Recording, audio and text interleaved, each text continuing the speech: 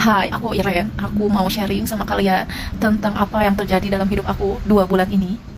Jadi anakku itu udah masuk rumah sakit 3 kali dalam 2 bulan ini dengan kasus penyakit yang berbeda-beda. Bukan penyakit sih, ya dengan sakit bukan penyakit.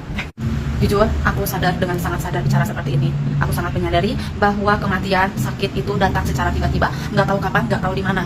Dan kadang secara finansial tuh kita nggak siap, bener nggak? Kalian pasti tahu, ya kan? Betapa mahalnya biaya perawatan atau pengobatan zaman sekarang. Apalagi dengan fasilitas yang kita harapkan. Apalagi untuk kaum-kaum menengah ke bawah seperti aku. Dan kalian tahu apa yang terjadi 2 bulan ini, terakhir ini. Bulan Maret akhir sampai bulan Mei akhir. Anakku Eben itu masuk rumah sakit 3 kali dengan sakit yang berbeda. Dengan keadaan yang tidak baik-baik saja. Yang pertama dan kedua butuh ruang isolasi, yang ketiganya masuk HCU. Oke, pertama dan kedua karena virus, dan yang ketiga ini karena DBD kritis. Ya, percaya atau enggak, pokoknya total dalam 2 bulan terakhir ini hampir 100 juta. Ini aku cerita mau sambil make up, tapi kalian harus dengar sampai akhir. Soal yang Eben ini hampir 100 juta, kalian bisa bayangkan, kalau aku punya uang 100 juta, kaum menengah seperti aku harus nabung sekitar 2-3 tahun untuk ngumpulin uang 100 juta dari hasil gaji. Tapi bayangkan, uang tabungan aku atau keuangan aku tidak terganggu sampai 100 juta, bahkan 10 juta pun tidak ada. Kenapa tidak ada? Karena aku menggunakan asuransi Generali, ya. Dia yang cover semua pengobatan anak aku. Dan puji Tuhannya, aku mendapatkan kelas VIP dari agen aku, karena padahal aku bukan kelas VIP.